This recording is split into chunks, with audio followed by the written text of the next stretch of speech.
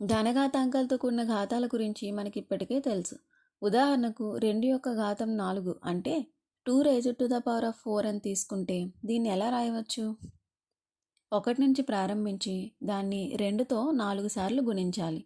కాబట్టి దీన్ని ఇలాగే రాస్తే 2 to the power of 4 is equals to 1 into 2 into 2 into 2 into 2. దీన్ని లెక్కిస్తే 1 ఇంటూ 2 అంటే 2, 2 into 2 4, 4 into 2 8, 8 into 2 is equals to 16గా వచ్చింది. ఇప్పుడు ఒక ఆసక్తికరమైన ప్రశ్న చూద్దాం. 2 to the power of -4 అంటే 2కు రుణఘాతం -4 ఉంది. ఉంటే దీని విలువ ఎంత? వీడియోను ఒకసారి ఆపి ఆలోచించండి.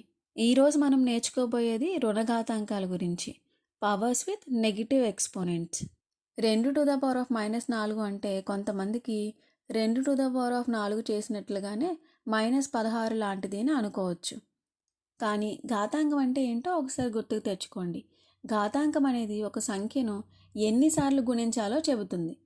సాధారణంగా 2 to the power of 4 అంటే 2ను 4 సార్లు గుణించడం. కానీ ఇక్కడ -4 అనేది రుణఘాతాంకం. మరి మైనస్ అంటే అసలు ఏం సూచిస్తుంది? గణితంలో నెగిటివ్ అంటే వ్యతిరేక చర్యను సూచిస్తుంది. కాబట్టి ఇక్కడ గుణించే బదులు వ్యతిరేక చర్య భాగించడం చేయాలి. అందువల్ల 2 to the power of -4 అంటే 1 నుంచి ప్రారంభించి 2తో 4 సార్లు భాగించడం. అందువల్ల 2 to the power of -4 అంటే 1 నుంచి ప్రారంభించి 2తో 4 సార్లు భాగించడం. ఇలా 2తో భాగించడం అంటే 1/2తో గుణించడం కూడా అవుతుంది. కాబట్టి 2 to the power of -4 is equals to 1 into 1/2 into 1/2 into 1/2 into 1/2గా రాయవచ్చు.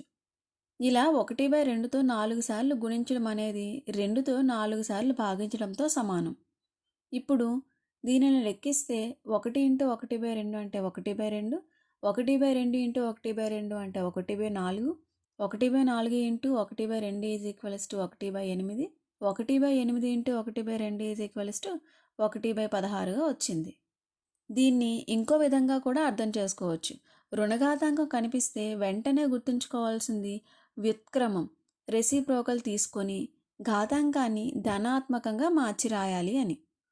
అంటే 2 to the power of -4 is equals to 1/2 to the power of 4 కాబట్టి is equals to 1/1 into 2 into 2 into 2 into 2. దీన్ని లెక్కిస్తే మనకి 1/16గా వస్తుంది. 2 to the power of -4 అంటే 1తో 1/2ను 4 సార్లు గుణించగా వచ్చిన సమాధానం 2 to the power of -4కు వ్యుత్క్రమం మరియు ధనాత్మక ఘాతాంకం తీసుకొని లెక్కించగా వచ్చిన సమాధానం రెండూ సమానంగా ఉంటాయి. ఇప్పుడు రుణఘాతాంకాలను మరింత స్పష్టంగా అర్థం చేసుకోవడానికి మరికొన్ని ఉదాహరణలు చూద్దాం. మొదటగా 3 to the power of -3ని తీసుకుందాం. ఎప్పుడైనా మనకు మైనస్ ఘాతాంకం కనిపిస్తే మనం వెంటనే చెప్పాల్సింది వ్యుత్క్రమం, రెసిప్రోకల్ తీసుకోవాలి అని. కాబట్టి ఇది 1/3 to the power of 3 ధనాత్మక ఘాతాంకంగా మారుతుంది. అంటే 1/3 into 3 into 3 is equals to 1/27గా వచ్చింది. ఇంకొక ఉదాహరణ ప్రయత్నిద్దాం. ఒక రుణాత్మక సంఖ్యకు రుణఘాతాంకం తీసుకుంటే ఎలా ఉంటుందో చూద్దాం. ఉదాహరణకు -2 to the power of -3.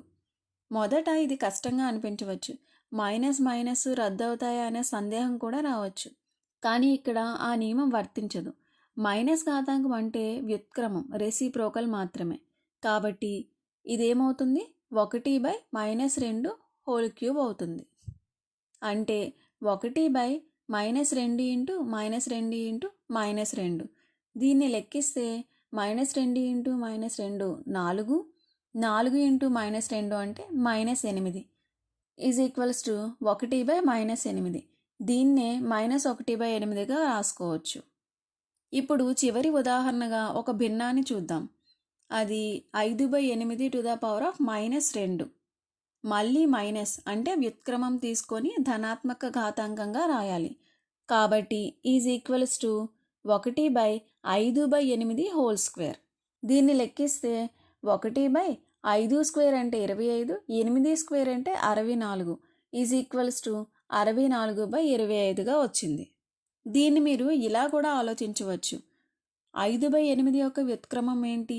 8/5. కాబట్టి 8/5 తీసుకొని దానికి ధనాత్మక ఘాతాంకం తీసుకుంటే 8/5 హోల్ స్క్వేర్.